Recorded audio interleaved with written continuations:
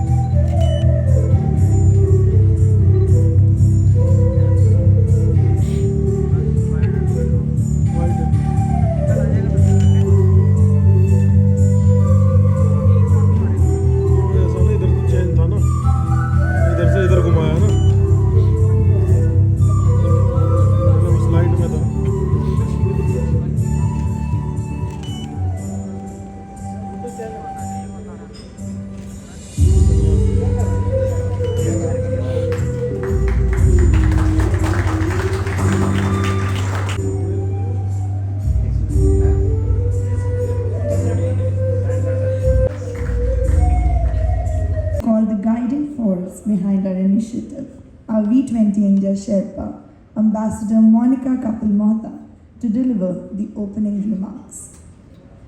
Ambassador Mohta is an Indian civil servant of the IFS cadre and has rendered 36 years of distinguished service as a career diplomat. She has promoted India's trade and investment interests in several European and Asian countries.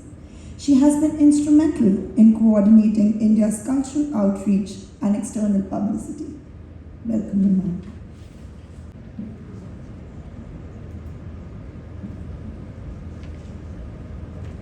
Namaskar. Good morning.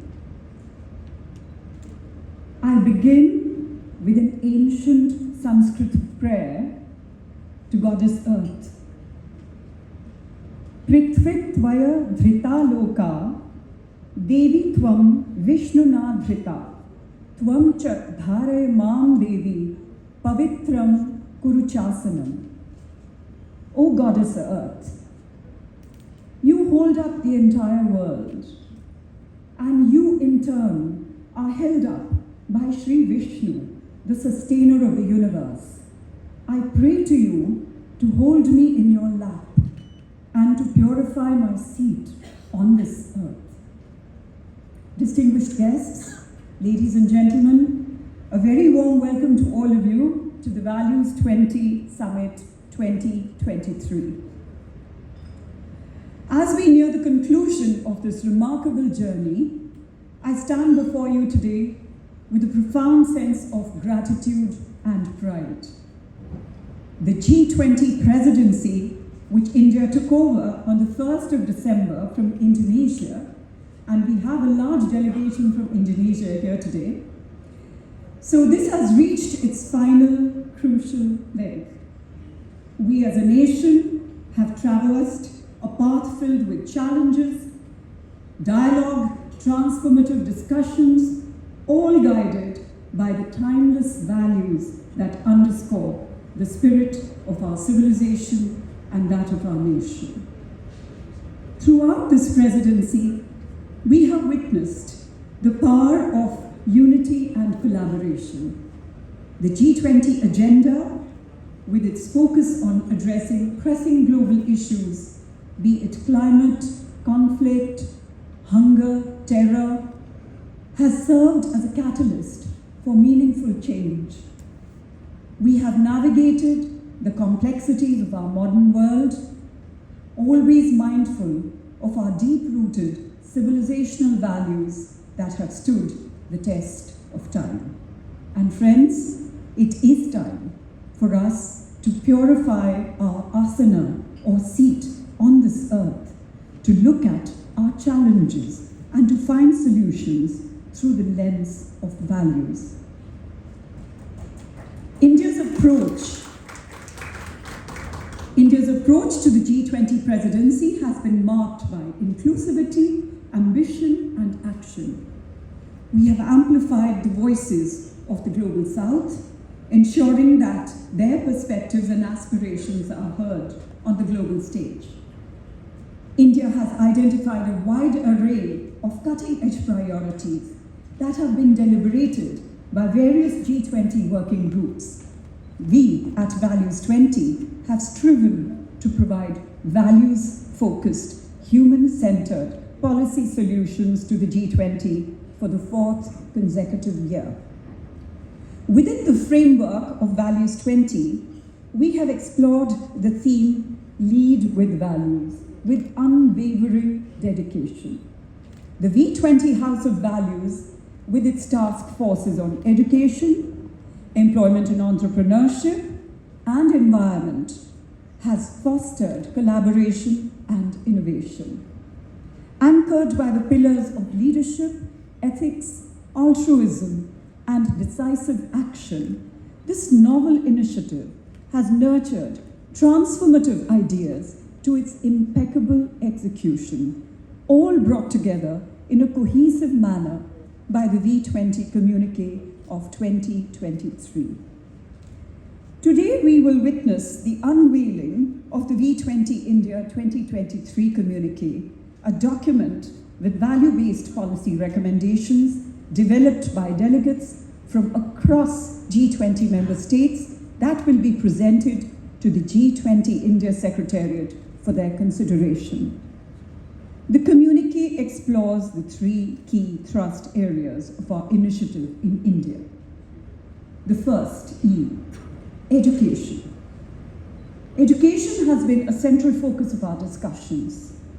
We recognize that equipping our youth with the values, skills, and mindset to navigate an interconnected world is paramount. By imbuing education systems with integrity, compassion, and sustainability, we have laid the foundation for a more equitable and harmonious society. Through the Employment and Entrepreneurship Task Force, we focused on sustainable economic recovery and values-driven entrepreneurship, promoting technology, innovation, and women-led development for a just transition. And the third and all-encompassing E, the Environment Task Force, has aimed to create an ecologically conscious future through an inclusive blue economy, incorporating principles of equity, international ethics, and responsible resource management. This summit today will be a culmination of the year-long effort put in by the global network of Values 20 members to take the contribution of Values 20 to greater prominence with the G20 presidency and build momentum for global action. Throughout this process, we have witnessed the exchange of best practices and innovative approaches through multiple cross-pollination, informational, and discussion sessions. Throughout this year, we have been fortunate to receive close guidance from the G20 Secretariat, led by Mr. Amitabh Kant. We have also actively worked towards connecting and engaging with diplomatic missions of the G20 countries in New Delhi, gaining valuable insights and understanding their perspectives in making our initiative truly global and inclusive. In our collaborative efforts, we have closely engaged with official G20 engagement groups, including Youth 20, Civil 20, Startup 20, ensuring seamless alignment and synergies between our respective task force priorities. Delegates from various backgrounds and sectors have come together, learning from one another's experiences and forging partnerships that amplify the impact of their initiatives. This cross-pollination of ideas has been a testament to the strength of our collaboration. As we reflect on the challenges that lie before us, climate change, social inequality, technological disruptions, to just name a few, we recognize that the solutions can only be found through collective efforts. Governments, academia, civil society, and private sector must work hand in hand, transcending boundaries and embracing innovative approaches. It is through cross-sectoral partnerships and holistic solutions that we can address these challenges and forge a more sustainable future. As we approach the culmination of this journey, let us reaffirm our commitment to values-based leadership and sustainability. Let us celebrate the accomplishments we have achieved together and the bonds we have forged. But let us not stop here. Let the spirit of collaboration and the values we hold dear continue to guide us beyond this summit. Together, let us harness the power of values in education, entrepreneurship, employment, and environment to drive positive change and create a world that upholds the principles of inclusivity, sustainability, and social responsibility. I extend my deepest gratitude to each and every one of you for your unwavering support and participation throughout. A special word of thanks and gratitude to our most inspirational philanthropist, visionary chair, Mr. Shiv Khemka, and kudos to the entire V20 team that has been working relentlessly, incessantly for this day.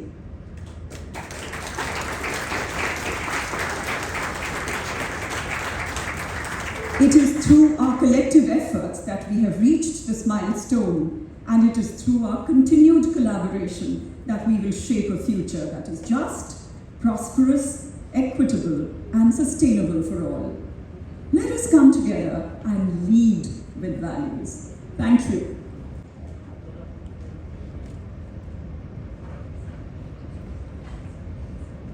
Thank you, ma'am, not only for your kind words, but your constant guidance and support. Monica ma'am has always, as a team, always come in and appreciated, encouraged us. So we are immensely grateful for your guidance and support, ma'am. We couldn't have done it without you. We now at V20 are delighted to present a virtual keynote address by none other than Mr. Amitabh Kant, our G20 Sherpa.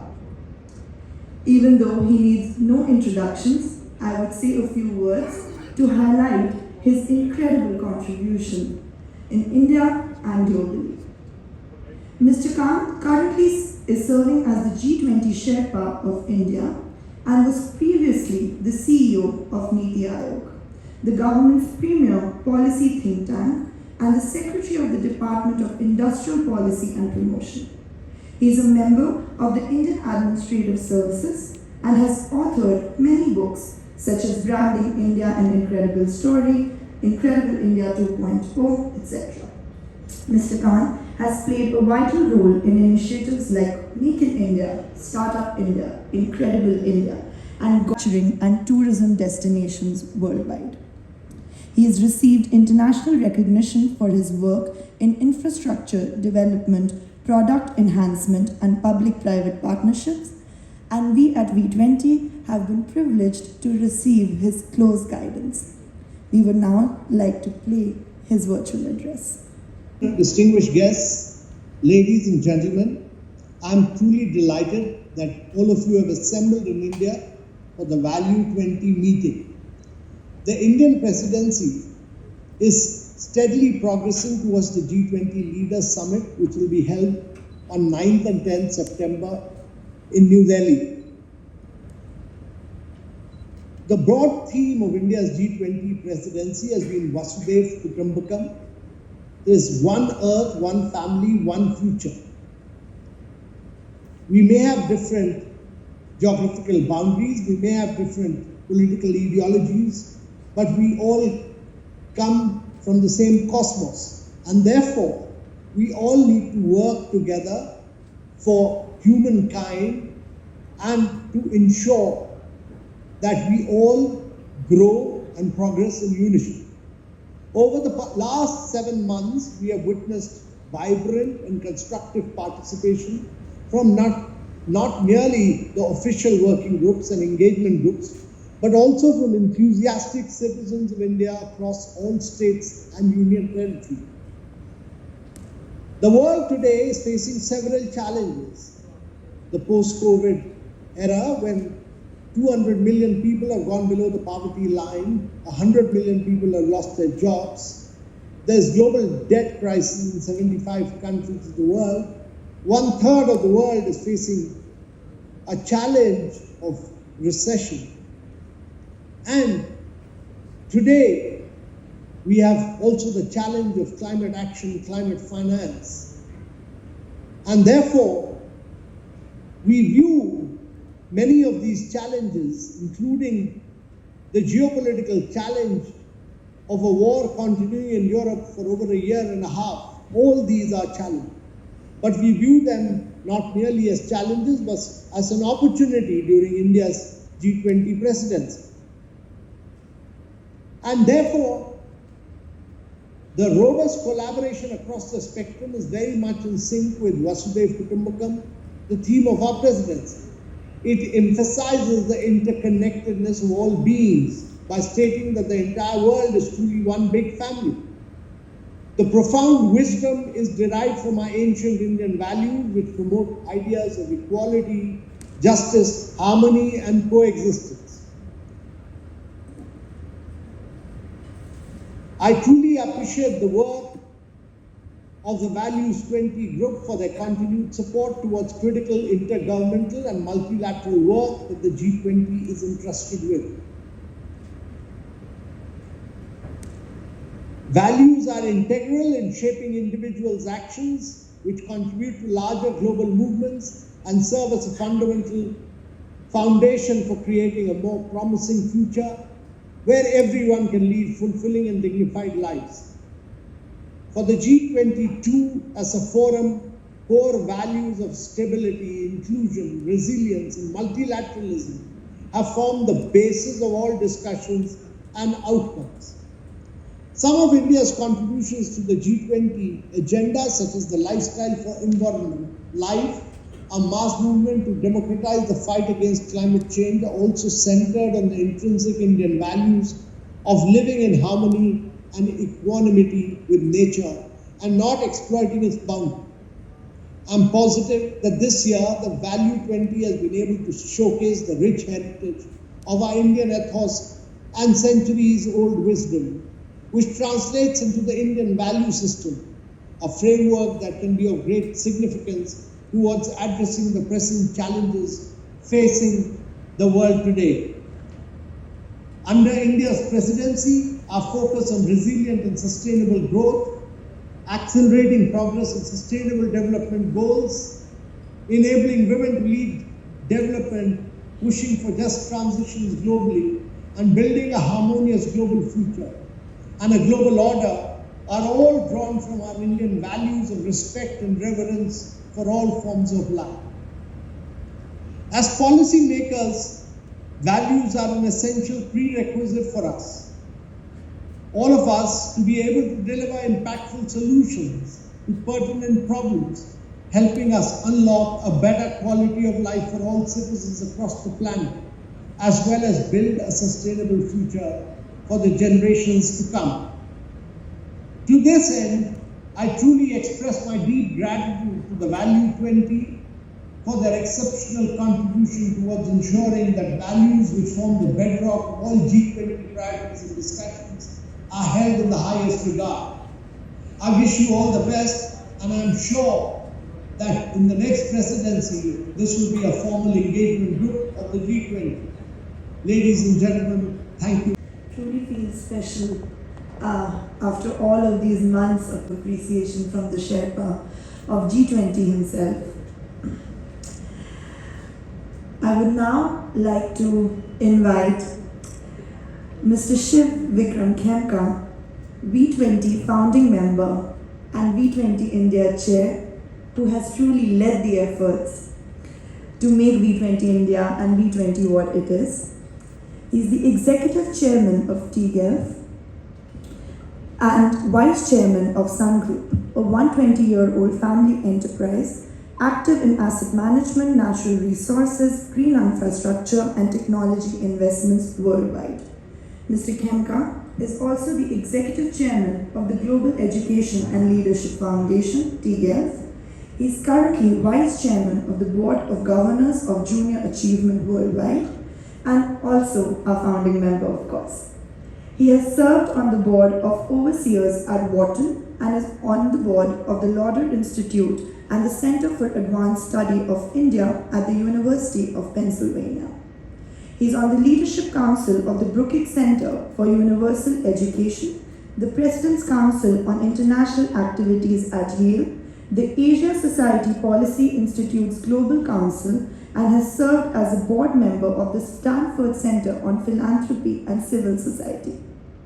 Mr. Khemka was elected a Global Leader for Tomorrow by World Economic Forum and awarded the Dr. Jean Mayer Global Citizenship Award by Tufts University and received the Outstanding Contribution to Education Prize by Wharton. We welcome you.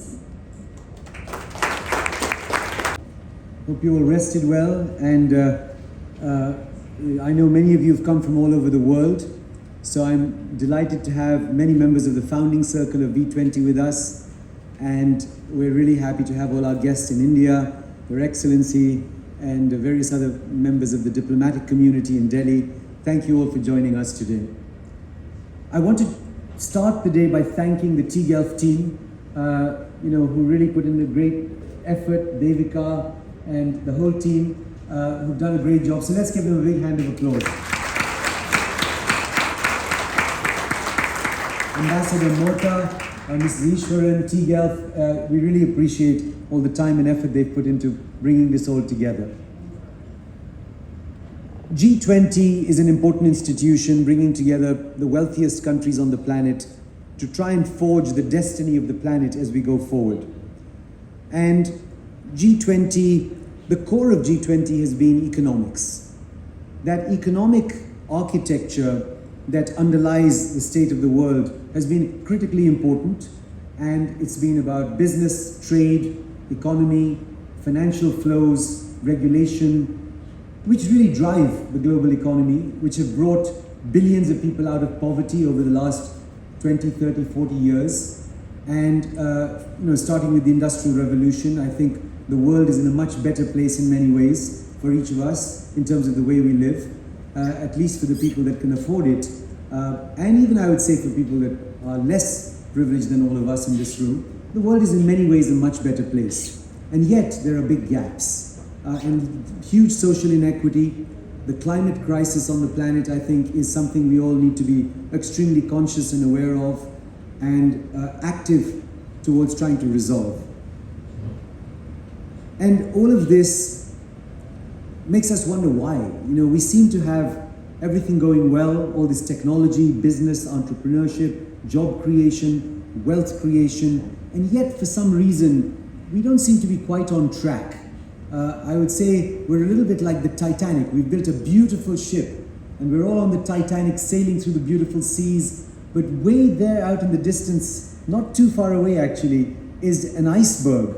And we seem to be sailing towards that, and yet we're sitting in the captain's cabin, the violinists are playing, we're deciding whether we have chicken or steak, some of us may be vegetarian, but generally we're all enjoying the Titanic and we're sailing peacefully towards this iceberg in the distance where we seem to be thinking more about the short term than the long term. And the question is, how do we resolve these issues? It reminds me of a story, and the story goes as follows. There's this patriarch, he's lived a wonderful life, he's now reaching the end of his life, and he is sitting there, and suddenly thunderclouds, lots of noise, lightning, and the angels appear before him. And the angels say to the patriarch, "You've lived a wonderful life. You can choose one of three things. You can have beauty and youth again. You can have enlightenment, or you can have $100 million in the bank.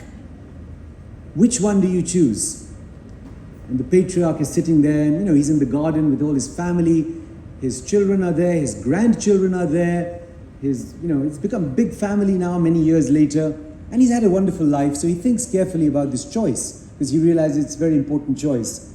And he thinks and he says, beauty and youth, look, I've had a great life. I don't want to go back through that whole cycle again. I've had a great life, so I don't need beauty and youth. In any case, those are transitory things. Wealth, I've got enough wealth. I've made enough money for the family. We're all well off, perfectly happy, content. We have what we need. Enlightenment, now that sounds really interesting. Enlightenment, wisdom.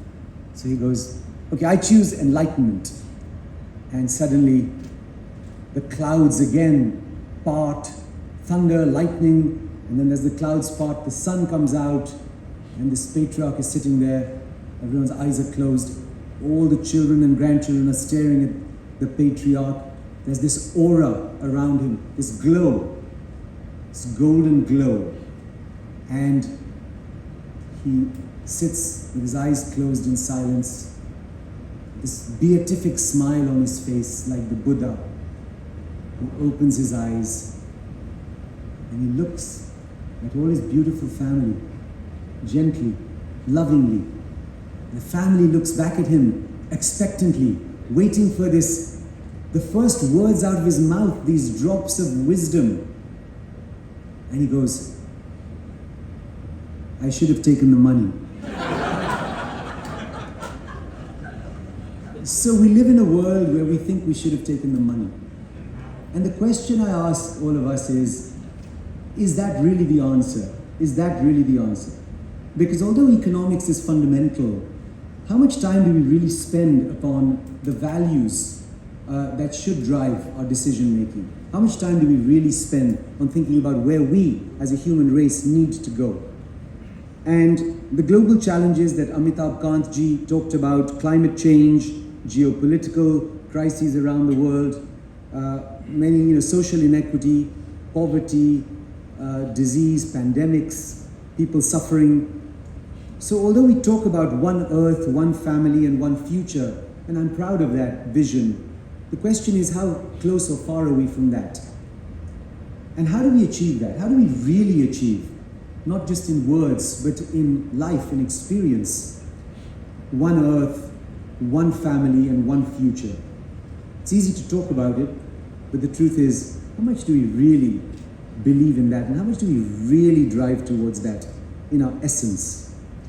And I believe the key lies in each one of us, in each individual. It actually lies at the basis of our own value system. and hence the importance of values. And so when Dima al-Sheikh, when G20 was happening in the Kingdom of Saudi Arabia some years ago, called me up and said, Shiv, I'd like you to join. We're organizing the Values 20 group because we think the G20 should have an underpinning, an architecture of values. I said, absolutely, that makes total sense. And I was delighted and humbled to be asked to join as a founding member of Values 20. And we very much believe that the G20 needs to acknowledge and in welcome a values framework creation process around the G20 architecture. Because otherwise it is a bit like a ship heading towards an iceberg without the rudder, which is the values, which will guide the ship in a direction that will allow it to avoid the icebergs that lie ahead. Again, easier said than done. How do we develop these values? What are values? Are values different all over the world? Are values based on religion? Are values based on different cultures? And I think the liberal mindset makes us believe, yes, values are different everywhere in the world. But I would argue the contrary. I would say that fundamental human values are actually the same all over the world. And they start off with very basic things like, let us treat others the way we expect to be treated. And if we start off with basic human values, I think we can start the journey towards trying to resolve the issues that lie ahead. And as each one of us grapples with the values challenges and the values framework around us and try and bring that into our lives, I think that's how we will actually create the light that will allow us to be 1,000 points of light and drive us out of the darkness, the night that is leading us towards that iceberg and away from the iceberg on the ship that we sit on, which is the human race. Not so long ago, I was with a great spiritual teacher, and Swami Bhagwati Ji, and she said a few beautiful things which I want to share with you, which is the values journey. All of us, again, ask, how do we begin that values journey? How do we continue on that values journey? And someone in the audience, when she was speaking, asked her that question, and she answered in a very beautiful way, so I'd like to share that with you. The first thing she said is, let us have an open heart. This morning, for those of you who made it here earlier, we had a meditation on heartfulness. And it was about really opening our heart. We go through life often with a closed heart. We don't realize it, but we lead such an intellectual life that our heart tends to be made subsidiary and closed. We don't open our hearts to be able to actually lead from a place of vulnerability and humanity. Because we've been trained by our education systems to spend most of our time in the intellectual part of our lives, daily, in everything we do. Thinking about the future, thinking about the past, thinking about how to improve things, science, technology, and all the rest of it. But I would say we need to start with our heart, and that openness of the heart is the first place to start. So she said, let us start with an open heart. Then she said, let us start every day fresh. Let us not bring all the baggage of the past to our daily lives. We carry a lot of stuff with us, our prejudices, our biases, our priorities, all kinds of things. Let us start fresh and be fresh to the human experience on a daily basis. So let us let go, learn to let go as we live our daily lives. The third thing she said is through us and not for us. If we lead our lives thinking about what's there for me, it's a very closed type of mindset. Whereas if we constantly think about the energy of the divine, of love flowing through us as an energy of service, that will change the way we look at everything and will change the way we approach the way we lead our lives. And so that was the third thing she said, through us and not for us. And then finally she said a very beautiful thing, and she said, we spend most of our lives trying to get rid of the problems that constantly avail us. And she said, think about us like a bucket.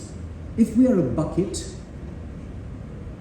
and in that bucket there's water, and stones keep being thrown into that bucket, the water will keep splashing about and keep turbulence in that bucket, and that will constantly create consternation in us, and our job will be to try and stop the stones falling into the bucket.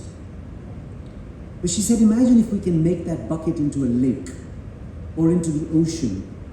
If we can open ourselves up to become much broader, much bigger, much more inclusive, much more altruistic. The minute we do that, those stones falling into the ocean make no difference. The ocean doesn't even notice. And so it's not about stopping the stones falling into that space which is us. It's about making our own space more expansive. And so again, it's about how do we deepen ourselves as human beings? How do we connect with the other human beings and other life on our planet? And how do we do that in a daily practice? And this great nation that I was fortunate to be born in has been the Bell Labs, the spiritual incubator for centuries and for millennia of experimentation about how do we deepen our human sensibility through meditation, through prayer, through all religious traditions that being welcome in this great country of ours. And I think that therefore I'm privileged to be chairman of V20 in India this year, because I do think that values are at the root of this nation, and I think values should be at the root of the G20 process as well.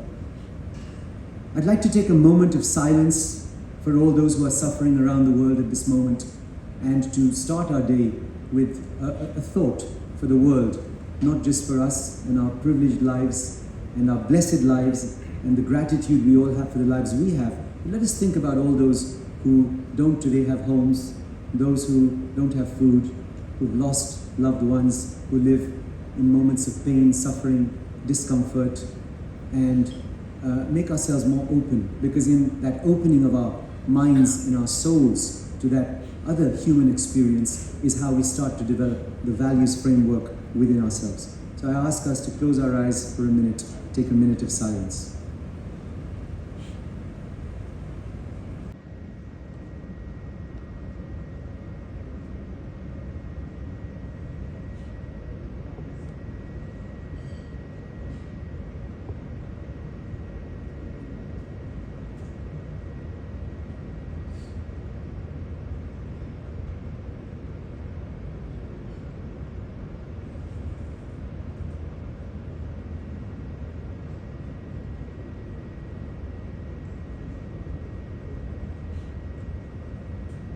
Thank you all very much, and let's have a wonderful day. Let us be present, and I thank everyone for being here with us, and I thank all the people that have worked so hard to put this all together and that are speaking today. Thank you all very much.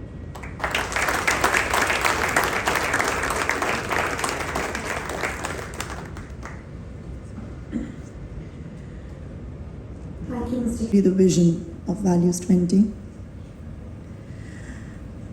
I would now like to invite the Egypt Ambassador, His Excellency Wal Muhammad Awad Hamid, to come and give the keynote address. Pivotal role in fostering cultural exchanges, facilitating cooperation with other nations, and elevating Egypt's global presence.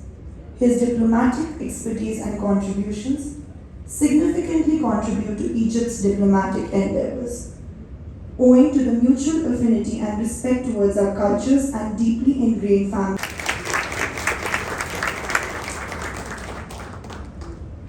And thank you for having me. Let me just, before I start giving my keynote address, say that I'm very happy with this introduction that was given to me. And I'm particularly happy because among all the things that were said, it was not mentioned that I'm very bad at public speaking. So I appreciate that. Thank you very much. And I also have to thank Mr. Chef Kemka for having us here, for inviting us as well, of course, as Ambassador Monica Mota. Thank you very much for having us here. Thank you for taking the initiative of the V20 summit. This is very timely as the world is seeing so much tension these days. And now, if I have to speak about Egypt here and values, I will have to take you through a journey in history. So let us go back maybe to the year 1500 BC or 1600 BC. At that time, we had a great pharaoh, Ramses II. Ramses II was one of the greatest pharaohs that came to Egypt. He had so many contributions in military conquests, in architecture, in arts, in science. And approximately 1500 BC, he passed away, like everybody does. And at that time, as tradition says in Egypt, he was wrapped in muslin and put in his tomb. Very normal. Now, let us jump to the year 1880, Anno Domini, AD, just 150 years ago. His tomb was discovered. They took out the mummy and they started unwrapping the mummy. And to their surprise, they found something very strange. They found peppercorns in his nostrils. The first thing that came to their mind was, well, maybe when he comes back to life, he will have to sneeze before the soul enters into him. And then they said, no, this definitely is not the case. What is going on here? Peppercorn is not grown in Egypt. Where does peppercorn come from? So this induced scholars to start thinking, what happened? Where did the peppercorn come from? After much research, they found out that merchant ships from Egypt, approximately 1800 BC, sailed all the way down from the Red Sea to what was at that time known as the land of Punt. This is the Horn of Africa these days. And from India, merchant ships would sail all the way to that area, where merchants from Egypt and from India would start trading in ivory, in spices, in textiles, in woods, in incense. But most of all, we sometimes forget that we trade in other things as well. We trade in culture, we trade in traditions, and we trade in values. And this comes as no surprise at all that Egypt and India have traditionally been such friendly countries together. The people have always been very similar. I don't want to take you through much of history, but it is very remarkable that when Alexander the Great, whose empire started in Egypt, traveled all the way to India and came to the river Indus, he looked around and he thought, what is this? Of course, he traveled overland from Egypt to Mesopotamia to Persia and from there to northern India. And reaching the Indus, he looked around, he looked at the people, the features of the people, he looked at the traditions of the people, he looked at even the kind of agricultural techniques that they used, and he thought, probably I'm at the upper Nile. If I take the river Indus and sail back, it will take me north to Egypt. But this, unfortunately, was not the case. Geography at that time was at a very primitive stage, so this was not the case. So it took it, unfortunately, to the Gulf of Arabia, and from there he discovered that he was mistaken. But the point is, the traditions, the way people look, the way people interact, India and Egypt is so much alike. And I have to say that I have been here with my wife for a year and 9 months, and we haven't felt a single day, we haven't felt that we miss home that much. Because we are basically among friends, among very like-minded people in a society and a tradition that has the same values, the same traditions, the same values that guide our societies. Now, I have to say now, if we jump a little bit to the future, I always say that the year 2014 was a very important year in our country's history. This is the year that President El-Sisi took over his position as President of Egypt, and also the same year that His Excellency Prime Minister Modi became the Prime Minister of India.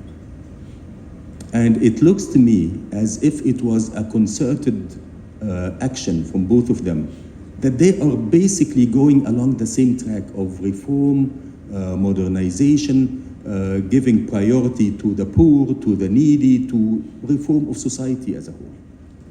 It's very interesting in that respect. And therefore, it comes to no surprise that our relationship between India and Egypt have been steadily growing over the past 8 or 7 years. President El-Sisi was here already 3 times. The first time was in 2015 for the India-Africa Summit, the 3rd one. the third Africa-India summit. And then the second time, President Sisi was here in 2016, the very next year, for a bilateral visit. And also the third time earlier this year as chief guest in India's Republic Day on the 26th of January this year. Of course, this is the highest form of honor that India can give to any foreign leader. So we are very thankful for this. But also, His Excellency Prime Minister Modi was in Egypt just 2 weeks ago. And there, he was given the Order of the Nile, also the highest form of honor that can be given to a foreign leader by the Egyptian president. So this kind of mutual admiration is very well appreciated, and it's something that people follow and think of in a very positive sense. But it goes beyond the admiration between the Prime Minister and the President. In fact, when my President was here in 2021 and 2023 in January, it was agreed that we're going to upgrade our relationship to a level of strategic cooperation. But this is not just words. During the visit of the Prime Minister in Egypt just 2 weeks ago, a formal agreement was signed taking our relationship to the level of strategic cooperation. So we are putting our action where we are putting our words. And if I really look at it over the past year, we have seen tremendous improvement in our relationship and acceleration of our relationship in almost all aspects. We have foreign trade jumping to approximately 8 billion. That's a substantial number. Of course, there is more potential for our bilateral trade, but 8 billion is already a substantial number, and we aim at increasing it to 12 billion over the coming 5 years. Investments are approximately $3.5 billion of Indian investments in Egypt, but over the past year, we have signed several agreements when it comes to energy, especially in energy and green hydrogen, and we do expect the overall volume of Indian foreign investments to Egypt to increase to approximately 20 billion over the coming few years. And as I said, the more interaction we have, the more business people from both countries interact, the more we share, the more values we share, the more traditions we share. And this brings me back to, of course, we listened to the keynote address of my dear friend, Mr. Amitabh Kant. And I knew him from the time that he was chairman of Niti Aayog. And when he was appointed as Sherpa for the G20, we both agreed that Egypt, being the presidency of COP27 and all the importance that we are giving to environmental change and the dire and really dangerous situation that we are facing here. Just a few days ago, I think last week, was the hottest day the Earth has ever seen in its entire history. So we are really in a very bad situation here. Anyway, I was agreed with Mr. Amitabh Kant that Egypt's presidency of COP27 and India's presidency of the G20 really have to come together. Because at the end of the day, when we speak about environmental issues, we are speaking about how to come up with environmental projects to save our planet, but we also have to think about how to finance them, especially at a time that, unfortunately, we see some commitments from developed countries not being taken seriously or not being fulfilled, and something has to be addressed. This issue has to be addressed, and this issue has to be addressed within the context of the G20. So the presidency of Egypt in COP27 and the presidency of India in G20 in the G20 really had to come together, and it was agreed on between myself and Mr. Amitabh Kant, and therefore we find Egypt being invited as a guest country in the G20. And I think that over the past 7 months since the start of India's presidency of the G20 in November, we have seen a lot of contribution from Egypt. We have seen a lot of value added from the Egyptian participation in the numerous meetings that was held in this context. And I do believe that Egypt and India, we are basically standing in the same position, in the same trench. We are expressing the voice of the global South. We are all for inclusive development. We are all for equitable development. we have to address these issues seriously if we are serious about the development goals, the sustainable development goals. Unfortunately, we have seen the issues of environmental change and development closely being intertwined to an extent that we have never seen before, and therefore it has to be tackled in a comprehensive way. And this is exactly what I think is the purpose of the G20. Unfortunately, and I feel very sympathetic of the Indian presidency of G20, it comes at a time when the whole world is seeing a lot of tension and a lot of polarization, and it's a double polarization, as a matter of fact. We're seeing a polarization between North and South when it comes to economic issues and development issues. And we also see polarization between the East and West when it comes to security issues and political issues. I guess the Indian presidency is put under a real challenge, and so far I can honestly say that India has been doing everything it can on the technical as well as on the political level to make this presidency a successful one. I do hope all the best for the Indian presidency, but let me take you again through history and give you my vision on how things can go better. One of the first things I did when I came here, of course, as a newcomer to India, was trying to learn about India, its history, its culture, its traditions, and so on. And one of the figures that really stopped me and started me thinking was King Ashoka, a great king. How he started his political career by conquests, by bloodshed, by expansion, and then how he came to a point where he was sick of it all and he really had to stop and think, is this what life is all about? This is not. We have to work for peace, for understanding, for harmony among the people. And he turned out to be one of the greatest kings in India, not because his conquest, but because of the values that he spread in the society. Now let me jump again in history and take it to the 1970s, a time that was very important in our history, a time when President Sadat came, and after so many years of tensions and wars between Egypt and Israel, he decided that this is not what life is all about. This is the time that we really have to stop and think, what is the future of our region? What is the future of Egypt and of Israel? And he was courageous enough to go to Israel and to deliver a speech in the Knesset and speak about peace and to reach out his arm with peace to his enemies at that time. And this is what I really believe in. Animosities can exist, enmity can exist. But if we remain, if it can happen in our life that we have some people we don't like on the personal level, on the social level, and also on the political and international level. But what is next?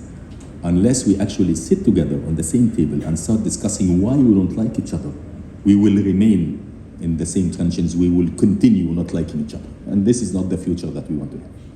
This is definitely not the way. Unless we really sit on the table and discuss, nothing is going to get better. And this is what our work as diplomats is all about. We try to bridge gaps and to bring people together. Because I believe, as Mr. Chief Kemka said, that human values are basically the same. I would like to just add that yes, human values might differ because people come from different religions or from different traditions, but at the end of the day, even religions, no matter how different they are in how we practice our religion, but the human values are the same. I read the Quran and I hear resonance from the 10 Commandments of Moses. I read the Quran and I see the teachings of Christ. And then I learn about Hinduism and I find the same values are there. We are all there, we share the same values. So it is very surprising that even though we all share the same values, we don't seem to focus enough on the common grounds that we are standing on, and rather focus on whether we should have beauty and youth or whether we should have wealth, or we should have wisdom, and unfortunately we choose wealth. This is definitely not the right way. I would say the right way is to choose wisdom, is to choose to be good human beings, not only on the individual level, but also on the collective level. But let's remember that the collective level is not going to be better unless we really address ourselves, everybody his own, and become better human beings. This is the way to give rise to our morals. This is the way that we can truly say that we are living in a value-based society, a value-based society that represents humanity as a whole. Having said this, I reiterate my appreciation and my gratitude for being invited here. Thank you very much, Mr. Keith Kamka. I think he's somewhere. Mr. Keith Kamka, thank you very much. Dear Ambassador Monica, thank you very much for having us here. As I said, I'm not the greatest of speakers, but I wanted to speak without a paper, to speak my mind out and to share how I feel about the issue of values. Thank you very much and have a wonderful day. Thank you, His Excellency Ambassador. We now proceed to proudly present the launch of V20 Special Edition magazine, India and the World. Good morning, namaste. We are meeting on a rainy day. Rain, as many of you would know, in the Hindu mythology, is a sign of divine blessing. So it's a very auspicious start to the V20 summit, as well as to the launch of this important publication. G20 Sherpa Amitabh Kant, B20 Chair Shiv Khemka, Ambassador Monica Kapil Mohta, V20 Co-Chair Gauri Ishwaran, founding members of V20, Ambassador of Egypt to India, His Excellency, ladies and gentlemen, friends. It's my pleasure and honor to introduce the special edition of our magazine journal, India and the World, which focuses on values and value-driven G20 presidency. The birth of a publication, from the time of conception to its actual delivery, is a cause for celebration, as it involves a lot of hard work, perseverance, and dedication to see it through. At the outset, I would like to thank Shiv Khemka, the V20 co-chair, who germinated the idea. When 3 months ago, over breakfast, he proposed a publication on Values 20. It resonated very deeply within me. There was a meeting of mind, there was an alignment of visions, and we got down to work right away. And so in the next few weeks, we fleshed out the concept and contents, commissioned writers to write, and ladies and gentlemen, in a few minutes, we'll be unveiling it. Ladies and gentlemen, handing over the podium to politicians and authors and writers is full of risk. They go on and on. But I will resist that temptation because I regard an economy of expression as a value in itself. Ladies and gentlemen, we meet at a time when crisis, conflict, and chaos, 3 C's, permeate the current international landscape. Sadly, uncertainty has become the only certainty. In such a dire situation, India G20 presidency has emerged as a beacon of hope, healing, and harmony, and put the global focus on core values that animate India's leadership of the 20-nation grouping. Distinguished speakers before me have expanded on their vision. Now it's time to replace these 3 C's, crisis, conflict, and chaos, with 3 H, that is hope, harmony, and healing. And this can be only done by effective leadership. Lead, all uppercase, leadership skills, ethics, altruism, and decisive action. Lead, as you know, is a master theme of the Values Summit this year. In this special edition, we have tried to capture various facets of value-driven India G20 presidency. It is called the India Way, Weaving Values into G20. This special edition of India and the World is devoted to the centrality of values in India G20 presidency and the country's global diplomatic outreach. This edition comprises insightful essays and commentaries by prominent value practitioners and authors on different aspects of the value compass that frames India G20 presidency. The value compass of course, is the name of a book by Mandeep Kaur, who is sitting amongst us. With the world moving from one crisis to another, it is high time to have a dedicated engagement group that focuses on values and traditions and fuse it in different priorities of India G20 presidency. India's time under the global sun has finally arrived. It's right here. India G20 presidency is a celebration of the values and traditions that make this Asian country such a magnet for all those who are trying to fashion a more humane world. So more power to Values 20, more power to India and Indian values. I'd like to thank my editorial team at tGELF and Devika, Debrima, and others from tGELF who assisted with this publication. Thank you so much. Thank you for giving me this opportunity. To invite Mr. Khemka, Mrs. Khemka, Mrs. Ishwaran, and Mrs. Monica Kapil-Mohta to please come on stage for the launch of the magazine along with Mr. Chand.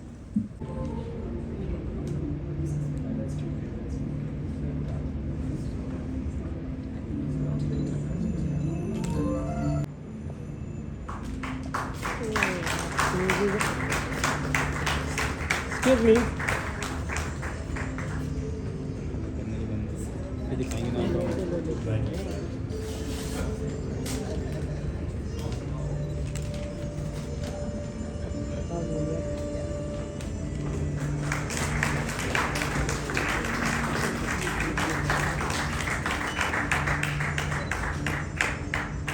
Yes.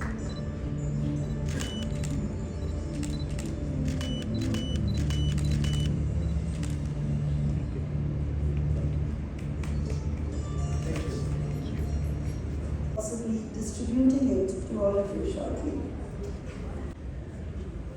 Now, before we proceed any further, let us take a moment to reflect upon the remarkable journey that has brought us here today. We are so excited to present to you a visual odyssey exploring the road to V20 India. This captivating short clip will take us on a visual journey showcasing the incredible milestones, collective efforts, and transformative impact that has shaped V20 over the years and now in India. Please enjoy.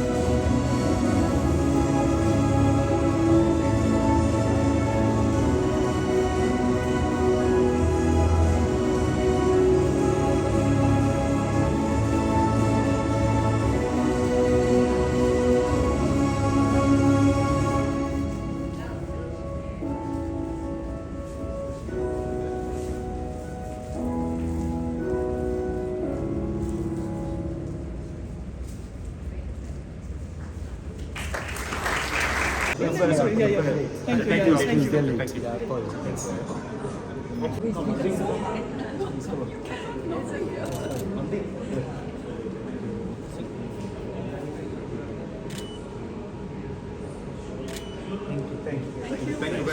Tomorrow. At the risk of being repetitive, one Earth, one family, one future. V20.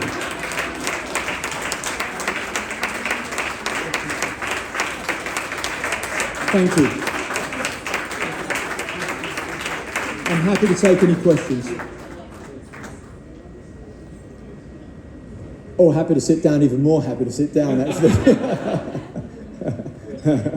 you have a question?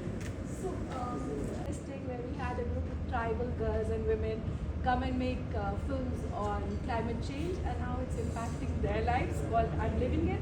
No apologies to McDonald's at all. In such a short span of time, media practitioners were able to do so much for COVID in terms of behavioral communication change. Why is it when it comes to climate change, we are unable to do that? I see that as a failure, as that we've not been able to do it. Join the dots for people in their minds. What do you think is the root law? When you look at the V20, it's an absolute success. When you talk, you're talking about the past. You're now in the future, and this room is in the future. And I think there's a lot of like-minded people just like you who are now thinking, what can we do? And just talking about the initiative we've been doing with Seeker and Mission Seeker and with Bear Grylls, we've now taken on ambassadors from around the world, young people from all countries. Bear gives them a challenge. They then go out and make these media films about climate change, about the oceans, about whatever subject matter it might be, and then they inspire young people of any age to go and do their films.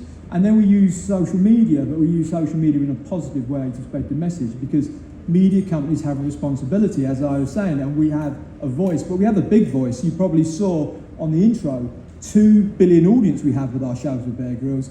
We would like to use that audience to tell them right. We love collaboration. We're filmmakers, and we like to use that platform, as we were saying, to put our message across. This one you saw about Borneo, that's our movie one, and that's been 3 years in the making. And we've used it. It's a fine line, because we've been talking about a lot of interesting subjects today, but if we're going to communicate that to young people, we've got to be careful we don't bore them. We don't make it so dry, the content, that they just switch off. They're used to fast-moving information, they're used to catchy, sticky information. So in our content, it's got to be entertaining. So we start from that position. We start from the movie we make, engage, and we get fantastic people like Bear Grylls to be in it. We have a car drive out of the plane like in Lara Croft. It's super exciting, but it deals with some very serious issues. And we make sure we research them issues and we can implant that core message into the film. But we only try to shine a light. We're not going to try and preach and educate them in that 90-minute piece while they're in the cinema. But what we do thereafter, and funny, we've been having some really interesting conversations this week about how we as corporates can change the kind of corporate attitude. Because of the success of our brand, it's such a strong brand, every retailer in the UK wants to work with us and do various different licensed products. We made sure that the retailer we chose didn't have palm oil in their products. And so one of them had to change their supply chain to do that. So we can use our power, our leverage, to change things. So I hope that answers your question. It's a powerful framework of lead and decisive action. And I want to thank you, first of all, for the work you're doing. In this video, watching Bear jump out of the plane and these kids taking action, this decisive action is embodied there. I know that you're a martial artist. I've learned that Shiv is also a martial artist. Many might think that martial arts is about fighting and violence, and yet, in my experience, it also contains values. What has your martial arts background taught you about decisive action and translating values and thought into action? Excellent question. I'm going to answer that question, but I'm also going to merge it into another question I was asked yesterday by the social media team. They cornered me and they said, what's your most important values? and I tried to give the best answer I could. But I think what it came down to was the answer to your question. As a young boy, I competed in martial arts and Thai boxing and learned how to protect myself and learned how to be strong, or if that is the definition of strong. And what I discovered as I grew older is strength was kindness. And I think, so to answer both, one, probably my core value is kindness, and two, that martial art taught me that if you use kindness and empathy in what we do, well, it resonates. And I hadn't realised it until myself and Pat were sitting with Shiv in his home and we were talking about what we do, and I realised for the last X amount of years, a lot of my work's been dealing with cause-related work, and it was completely unbeknown to me. It just happened, and I think we lead with kindness, and that's why Bear is a great ambassador for us, because he's this tough guy that jumps out of helicopters, but we're teaching kindness. So young people listen. Awesome. I think you started a movement right there. So my question to you, or opportunity and challenge, is whether, as people send in these videos, and as you say to everyone, you know, whatever it is that you're doing, send in your video and we'll choose the best. Could you ask them to send a video, whatever challenge they're doing, to have social impact within it, so that they're really, to address Rudolph's question, there's action within that. So if they're jumping out of an aeroplane, I'll give a quick example.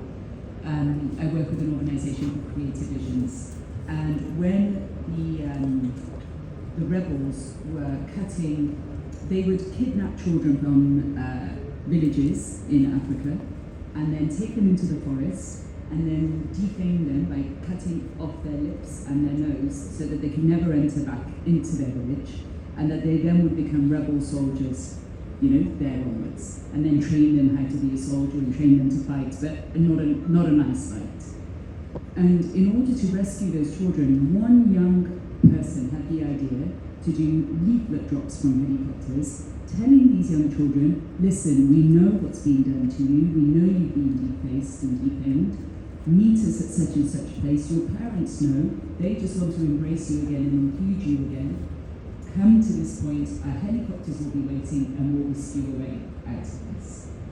So I just wonder whether our challenge could be to the young videos that we're getting and the young people that we're inspiring, send us a video, whatever action, whatever message you want to give, but include social impact or impact. A values-based impact, and be a partner with V20. Absolutely. Can you even believe we're talking about humanity? It's atrocious. And secondly, you're absolutely right. What we're trying to do as a group, all of us together, is very, very difficult. I like to think we understand how to commute to masses through our content, but that message is a very tough message. And so I believe we have to do that, exactly what you said, but we have to do it over time. And I think we have to start a relationship with these young people. And so the initial missions, Pat's seen this with Mission Seeker, it's evolving rapidly, right? And so we're starting a relationship, and then we're asking for more. And then we're giving a little bit more, and then we're asking for a little bit more. And I think what you just spoke about is where we need to end, or where we need to be, not end. We need to be there as soon as we possibly can, but it can't happen straight away. Well, we spoke to Pat. Pat presented yesterday and was speaking about, because it was a youth-related conversation, was speaking about how young people are actually seeking to make that impact. So you're endorsed already, you're here. So I'm assuming that a partnership is already being built. Maybe this could happen sooner rather than later, but I really appreciate your intention. Thank you. Thank you. Thank you very much. Thank you for what you are sharing and for your commitment. My name is Louisa, I come from Paris. I have the chance to have two nationalities, French and Italian. And the question is following, is that we realize that a lot of climate impact is realized by how cities are realized, how buildings are realized, how the cities are expanding outside the borders. So, which is your concrete actions that you can do with builders, promoters? Because a large part of climate change is due to what you are sharing with us, but also on how cities are designed, how housing is done, and how life can happen. And this has an impact on traffic, on healthcare, on everything. So is this a space in which there is an action that can be done on how you see your commitment in that space? Other than what we're been showing today, is there a way we can affect the architecture of a city, of a new city, for example, and the infrastructure? Absolutely. Okay. Yes. Would you like me to answer in Italian or French? Ça serait bien. Ça serait bien, but we need to share. Exactly. Merci beaucoup. Absolutely. And again, it's about this engagement, all right? This is a movement, without trying to make it sound too grand. And partnering with people like V20 allows us to talk to new cities, you know, the work that's going on in Dubai, Abu Dhabi, India, you know, and that means we can be at all stages of the partnership. The problem is if you don't engage and you don't get a big enough audience, people don't care. So one of my first questions today was, why aren't we doing more about it? Well, because it wasn't in people's interest, or so they thought.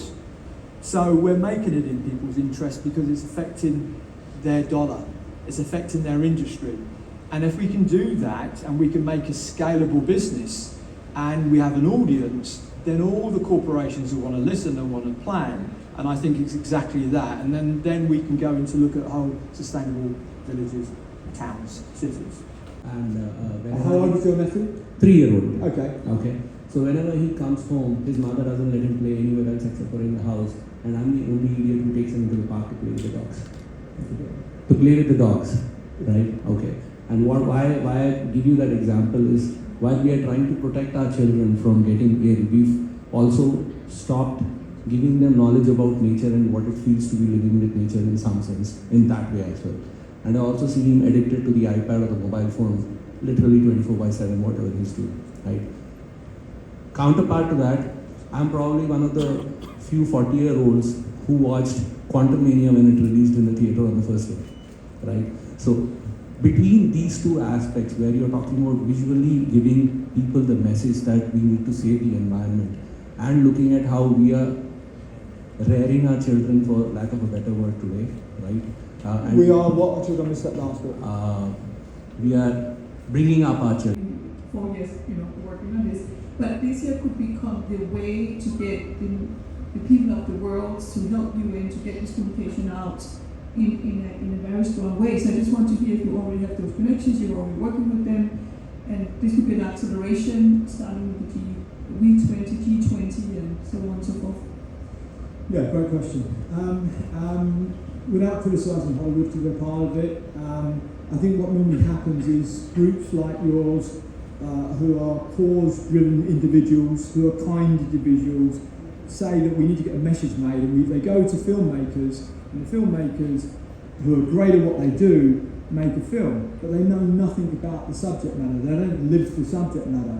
And I think that's the difference. Hopefully what comes through our work is the fact that we're working with the people, and we are the people we'd like to think we want to make change. There's a difference.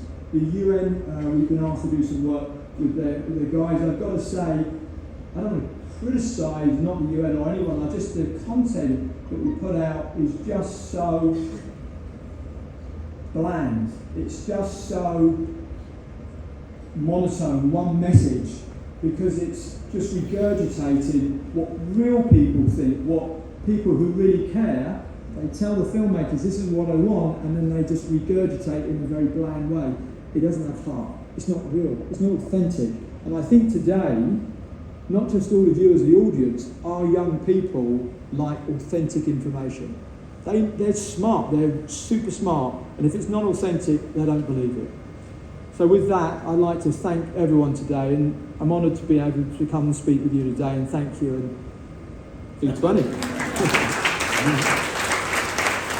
Thank you. In a prompt of sorts to have a spiritual discourse on the spiritual significance of values. A little bit of this introduction. Shri Kamlesh Patel, fondly called Daji, is the fourth in the lineage of the gurus of Sri Ram Chandra Mission that propounds the Sahaj Marg system of Raj Yoga meditation. Daji has also been steering the tenets of the organization as the president of the Sri Ram Chandra Mission. Daji was confirmed with the Padma Bhushan in 2023. Earlier this year, Heartfulness Education Trust and AICTE, All India Council for Technical Education, signed an MOU to help students of all the AICTE institutions across the country to access and utilize Heartfulness resources. Daji also collaborated with NGOs for initiatives such as Voice That Cares, which helps people who need help with their mental health. Daji's latest book, The Wisdom Bridge, has been widely read days after its launch, and we are so honored to have him join us live. Please, a big round of applause. Namaste. Namaste, Daji. Welcome. Thank you so much for joining us. It's a pleasure to see you, and thank you very much. We are all very excited to hear your words of wisdom, and we saw the beautiful video. We had a lovely heartfulness session this morning with many of our delegates, and your team did a wonderful job to bring us all to center and to be present and to be with our true natures. And thank you so much for sending the team to help us with that. Recording in progress. And we love your wisdom on that. Is, you know, the world is going through lots of challenges. The G20 is meeting at a very unique moment in history. Geopolitical challenges, climate challenges, food insecurity, energy insecurity, many other things, social inequality. And, you know, we created Values 20 a few years ago, starting with the G20 when it was held in the Kingdom of Saudi Arabia, and then it went to Italy, then it went to Indonesia, now it's come to India, next year it goes to Brazil. And we thought, and the founders of Values 20 felt, that it's very important for the work that the G20 does, all the leaders, the work that they do must be grounded in values. Because if it's just work focused on economics and politics without a deep values foundation, it becomes very short term. And right now we need long-term solutions to issues such as climate change and others.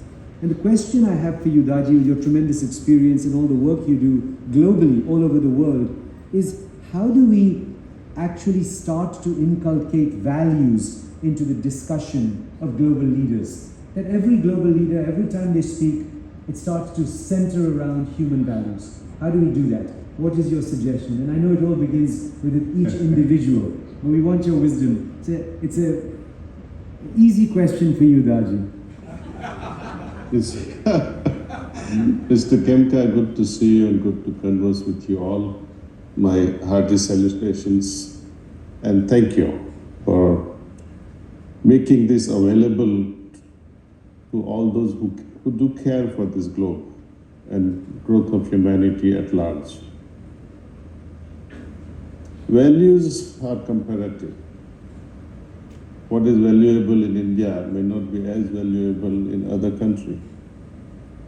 First, we have to identify what is universally common value, which we all commonly cherish. And in order to understand, I think this authenticity is of paramount value. We have all targeted certain qualities like kindness, love, compassion, and also on the negative side, what all not to do.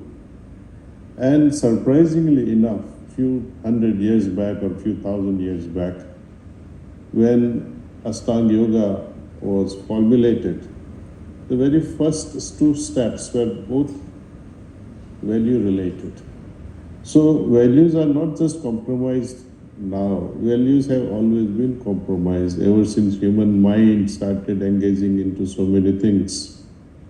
It is the mind which is at the center of doing good and doing bad.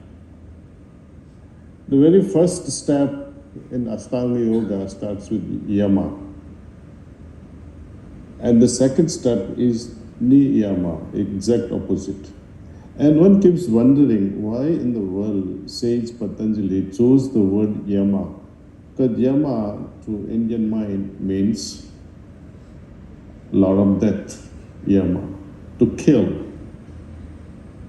He starts with the first step of to kill. Now what are we supposed to kill? As an individual, we need to kill all those weak qualities, the defects that we all carry within ourselves. Our landscape sometimes has many shadows. We need to clear them. And exactly opposite that he talks about is niyama, means what is it that we can embellish, we can nourish as far as the good qualities are concerned. Now, how are we going to discriminate between what is good and what is bad? Good and bad, or the likes and dislikes, profitable versus losing situations. I think only a sensitive heart, sensitive mind can decide all that. And sensitivity or the discriminative ability of a mind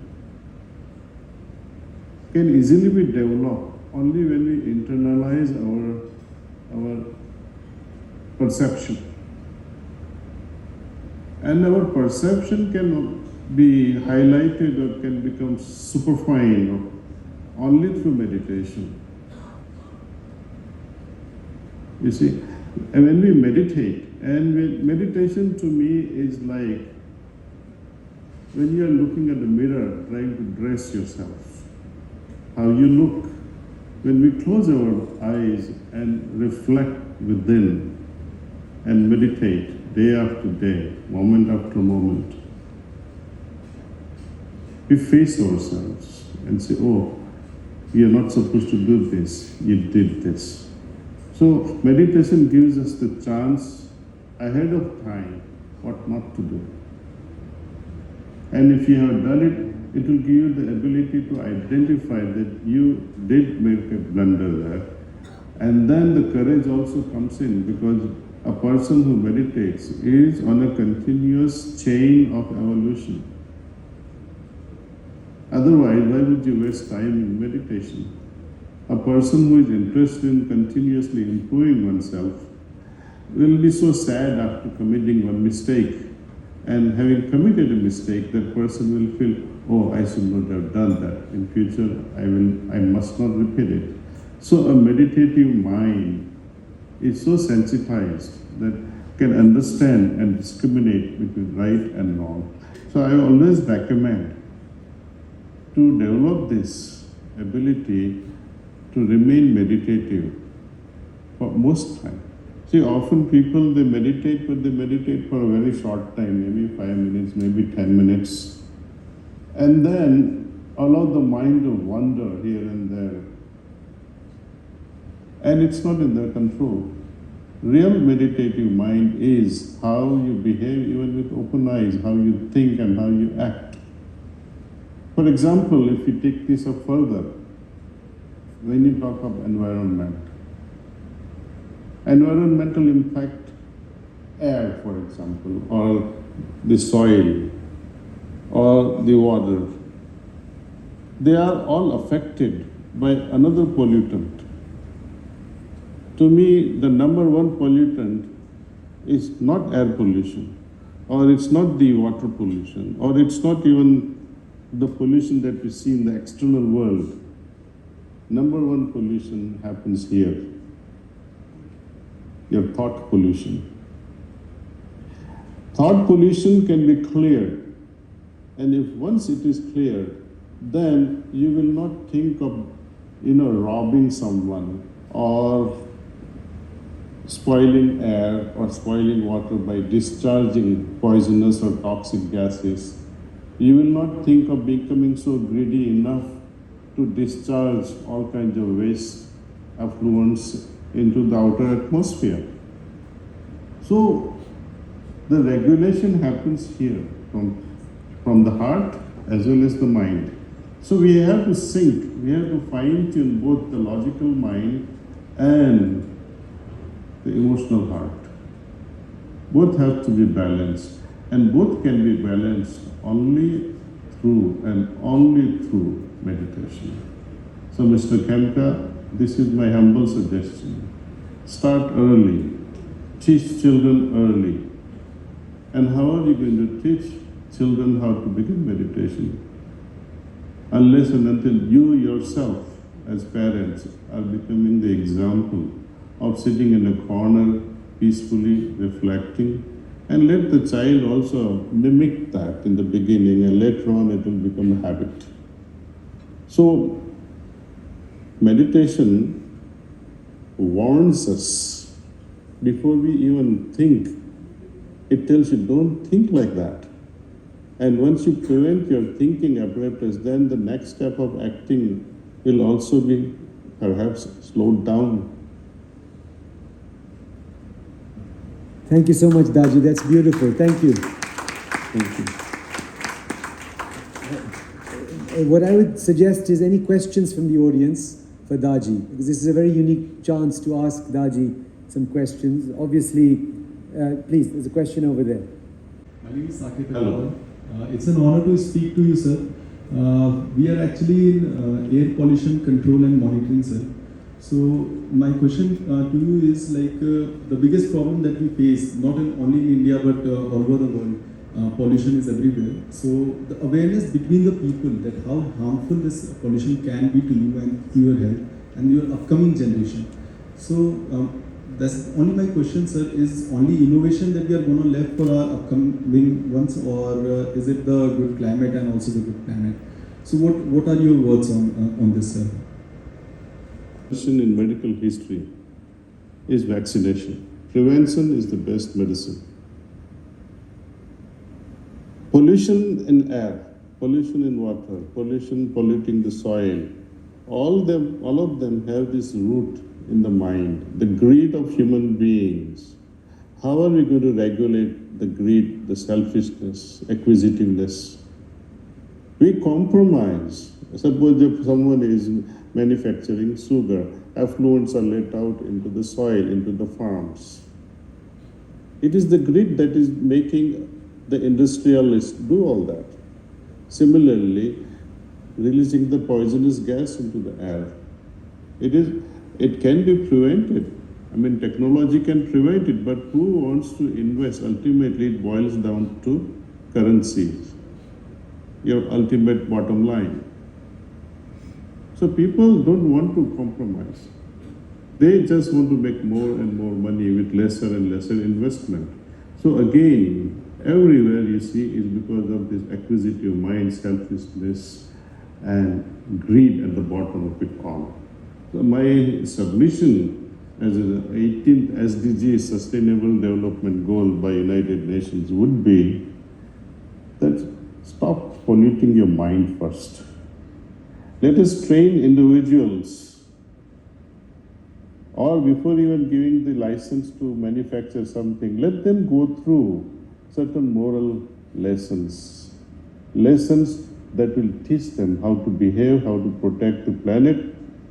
And I think this is one way, I think this is what I feel. Technology, of course, will help, but again, the bottom line, see, technology will cost. And most greedy people, if they have to even save 10 rupees, they will say, oh, I have to spend so much to save 10 rupees.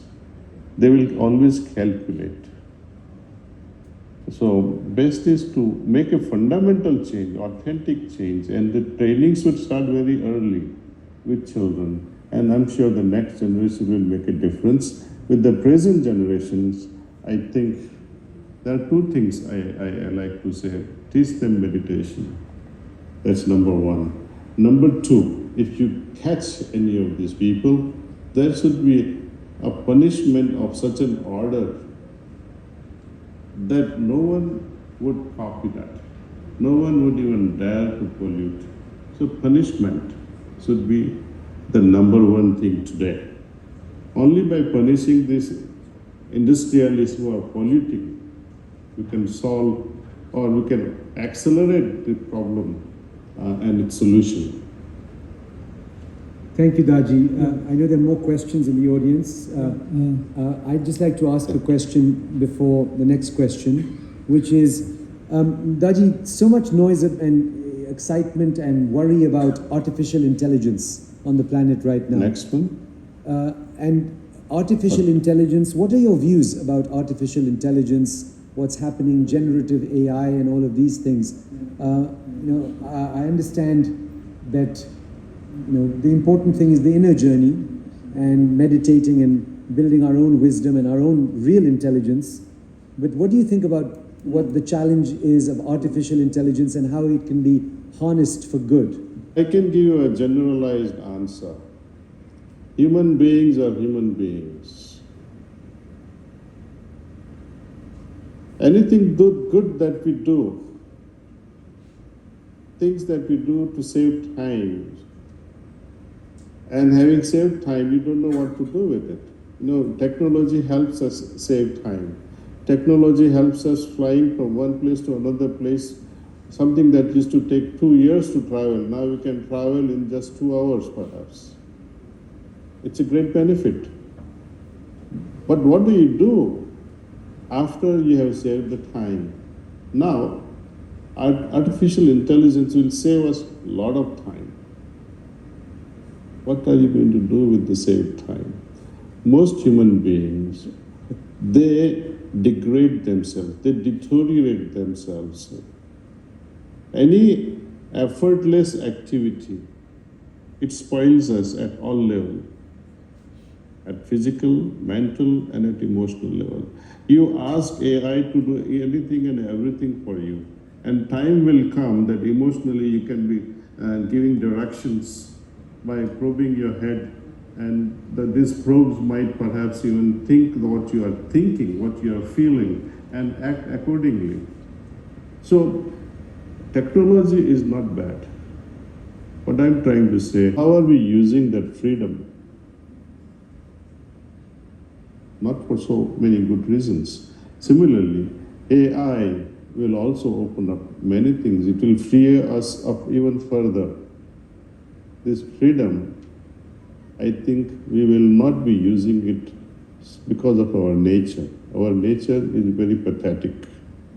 So, you have my answer, I think, in short. Founder and CEO of Skill Nation Tech. I completely resonate with your thought. So what we basically, I just gave 2 points and then coming to the question part.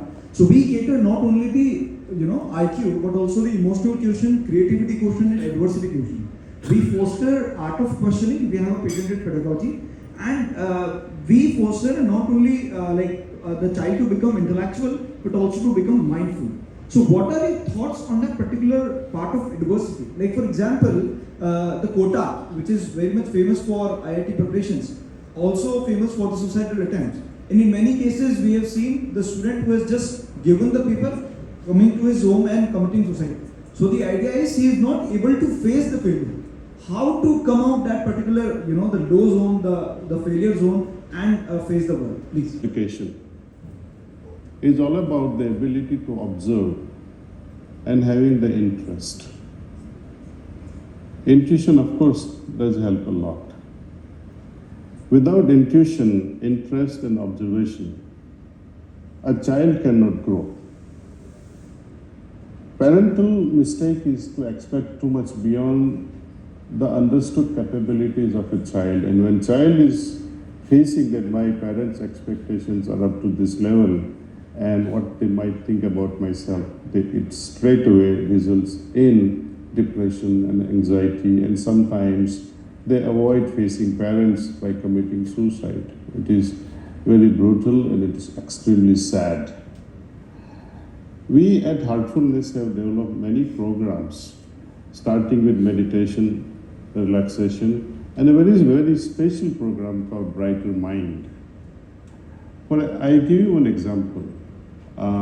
You wake up every morning in wherever you are from, and this question is to all audience. which side of the bed you have and which side of the sun you observe the sun, rising sun or the setting sun from where you are.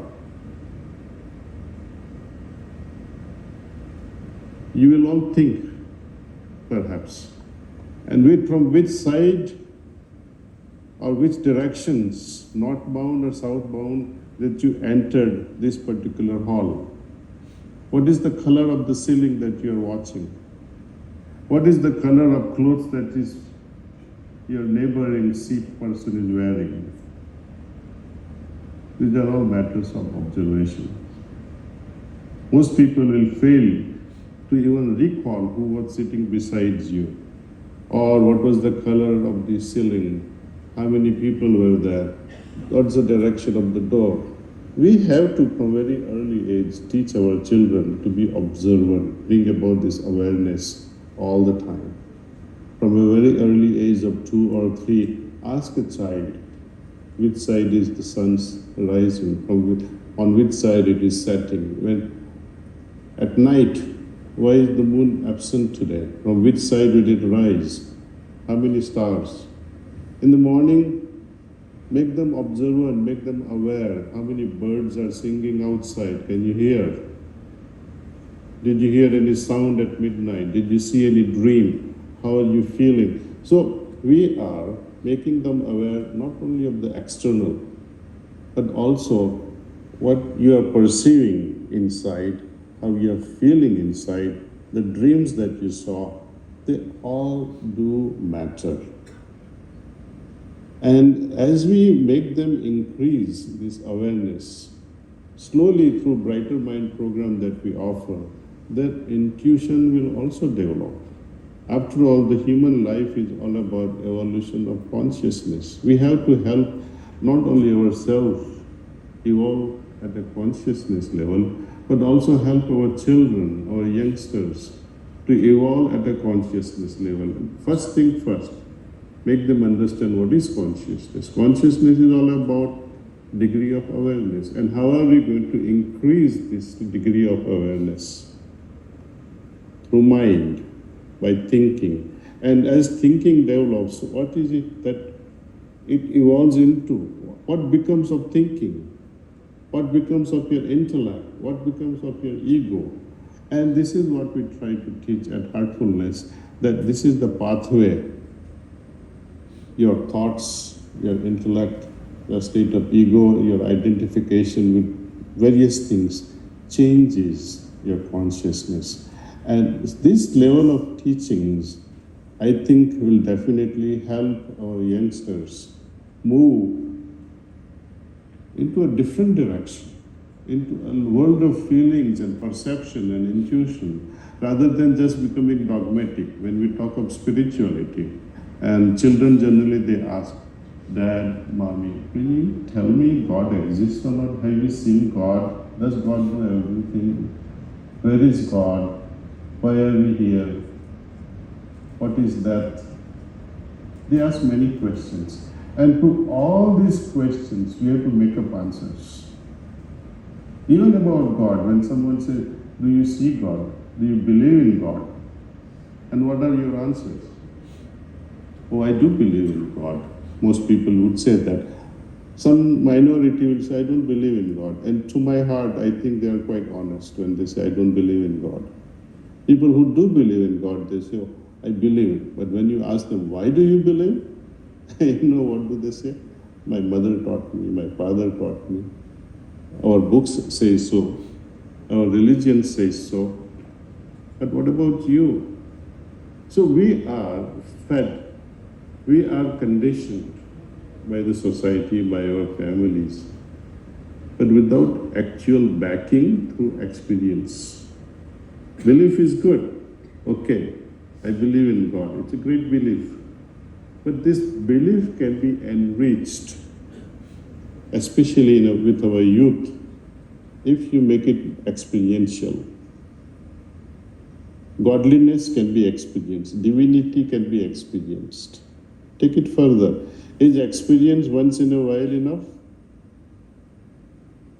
No.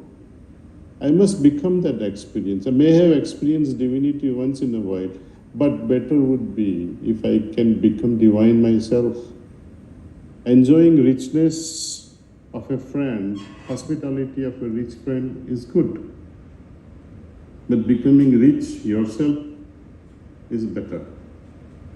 So we move from simple belief and graduate into experiencing. Experiencing is better, but becoming is even better. And the journey continues. And this is what I would like to emphasize to our youngsters especially, that you are the scientists. Explore spirituality, the value-based system, the spirit of life itself.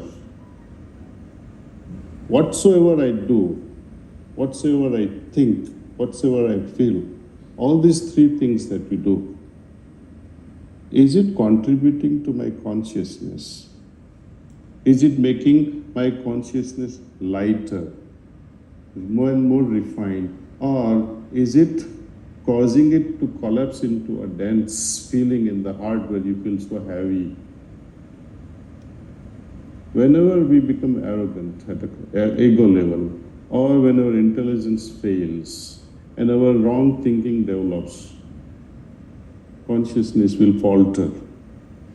So we have to practically walk through all these impacts of thoughts, intellect, ego, and many levels of our affairs of the world, and ask a child, how do you feel when you do something wrong? How do you feel when you are so kind to someone?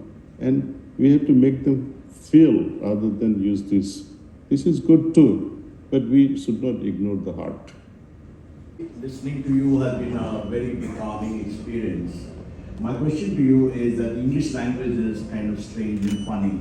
You know, we love burgers, we love ice cream, and we love so many things. What does love mean to you? The love is the source of all values in a manner of speaking. Yes. Love is everything.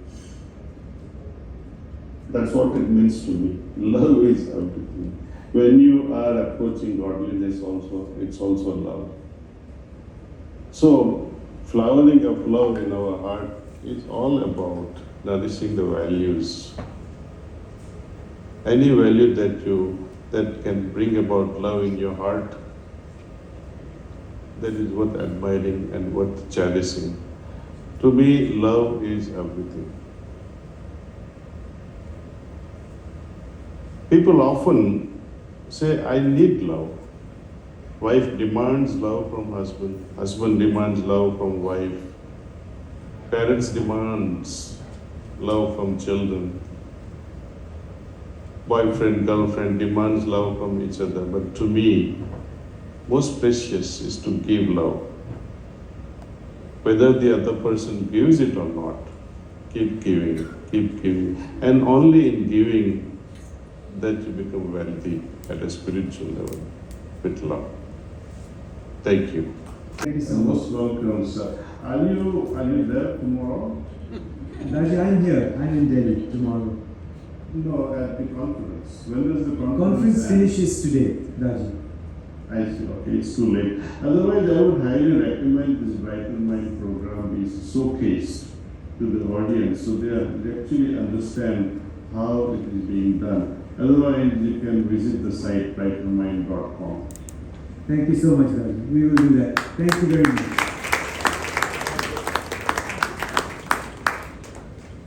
Thank you all. I think now lunchtime.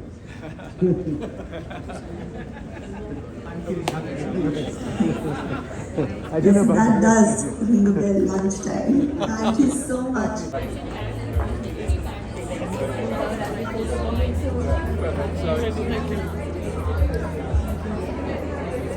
Wow.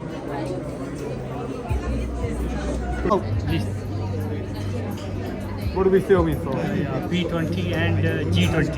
G20. And B20. B20 being part of the G20. Thank you. Values matter. Values. Thank you.